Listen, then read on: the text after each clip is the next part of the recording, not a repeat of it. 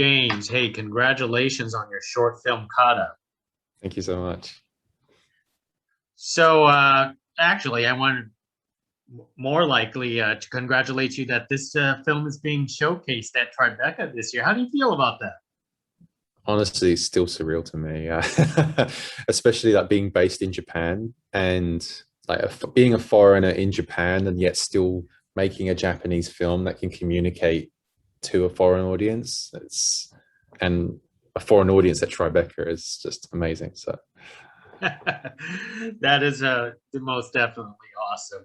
So let's start off with the easy question. Where did you get the idea to do this short film on Kata? so Kata is like the third film that I've made of this type. There was the first one, Lady Samurai, with like a modern day female samurai who has that kind of traditional Japanese spirit, but finds a way to communicate that in the modern world.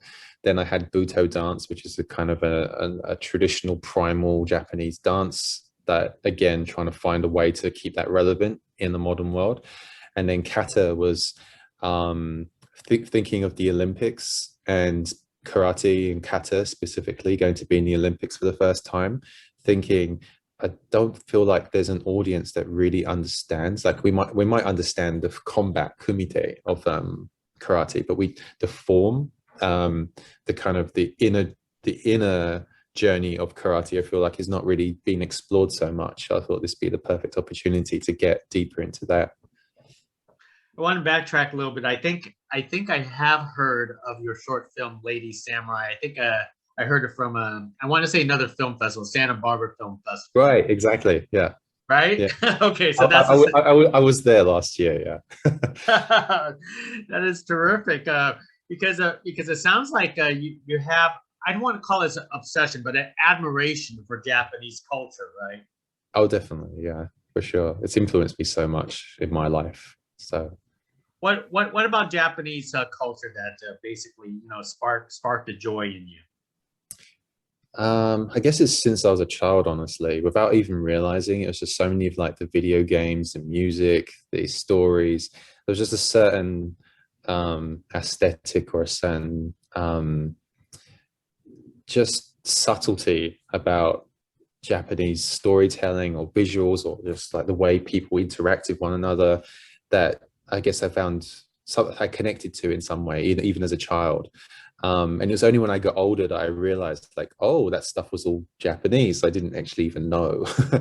um, and then getting older, and I was curious, like, okay, what is this country where this stuff even comes from? And does this even actually exist beyond just the medium of games and film, but actually in real life? What are the people like? And as I got deeper and deeper, I realized that so much was reflected in the society. Like so many of the things that I liked in the films and everything else was reflected in the society and just made me want to get deeper and understand that more. Yeah, that is great. Now, so tell us how your path for kata lead you to Mahiro Takano Hmm. herself. I'm sorry, what's the question with that? I mean, how did you ended up approaching Mahiro? Oh, right. So I actually was originally thinking because it was going to be in the Olympics, Kata Olympics. Okay, perfect to get to pick up on an Olympic athlete, someone who's actually going to be in the Olympics because Mahiro's too young to actually compete, even though she's an ambassador. But when I was doing the research and I then discovered Mahiro, I was like, wow, she's 13 years old. She's a 6 year in a row national champion, and there's never been anyone like her in Japanese history. I was like, this would be a perfect way to try and communicate the beauty of kata and also how is this 13-year-old be so special, both physically and also mentally. Mentally, there must be something different about her, and that's what made me curious to get deeper with it. So was it easy to convince her to be part of your short film here? Yeah, yeah, actually, super easy, and her coach as well. Everyone was just super, super nice and super helpful, and just couldn't do enough to try and make this happen. I know that demonstration that was portrayed in the short film was mesmerizing. It was like a dance. That was beautiful. Thank you. Yeah. Tell us about the narration of the narration dialogue that was Mm. created for the short film. Did she create that, or did you actually have to like help her write that for the narration? Right. So um, I actually went to see her. She actually lives in northern Japan, and I live in Tokyo. So it took me about 3 hours by train to see her each time. And the first time I met her, I don't think she's met many like foreign people before even. And there was a process where I had to kind of build rapport into before I could ask like more probing questions and get deeper into like what really inspires her, what the inner conflict is that she goes through with Kata. Um, there was a process there, and as I got to know her more and got to get deeper with her, um, I she started to give me, and I started to find these kind of themes and this combination of what she thought her original goal was, like who she wanted to beat, as opposed to the actual inner conflict that she was having that she didn't realize that she was having. Um, and once I created this structure, I was like, okay, this is her arc that maybe she doesn't even realize it's her arc. And then we went and then trying to block out specific moments of, okay, this is going to happen here. This is going to be the rough narration for it. And it was a continual communicative process with her of going back and forth and making sure that we're telling her story in a very cinematic and very relatable way, but it's always authentic to her the entire time. Yeah, I do find the cinematography excellent, very high quality in this case. Could you basically tell us which bamboo forest that you filmed this at? Was this at a real bamboo forest, or was this like at a small park? It was a bamboo forest attached to a temple. So the temple was called Myojuji in quite close to Tokyo.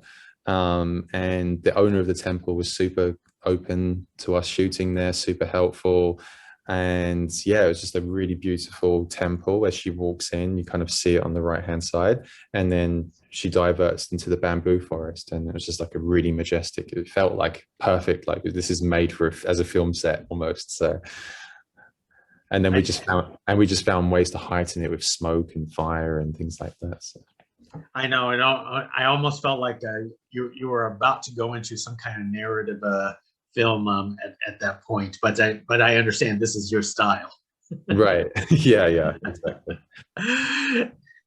Excellent. Well, James, let me wrap it up with one more question, because this being part of your third film, Mhm. are you planning to do more into these series, and then eventually collect them all into like one large collection to show it as a large movie?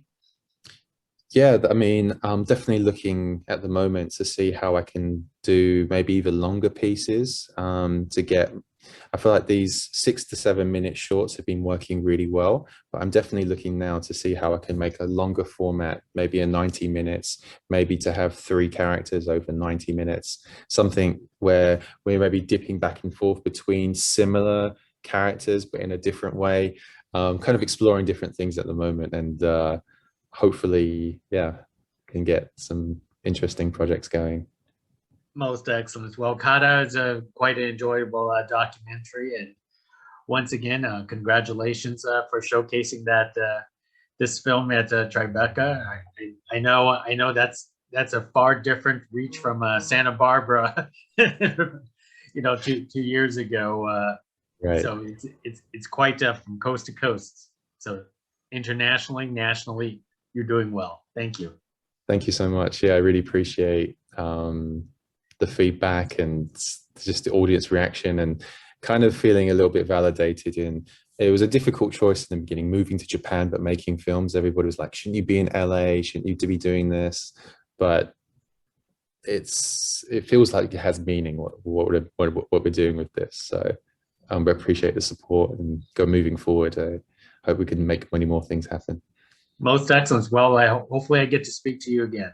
Definitely. Thank you Thank so you. much. Next time, James.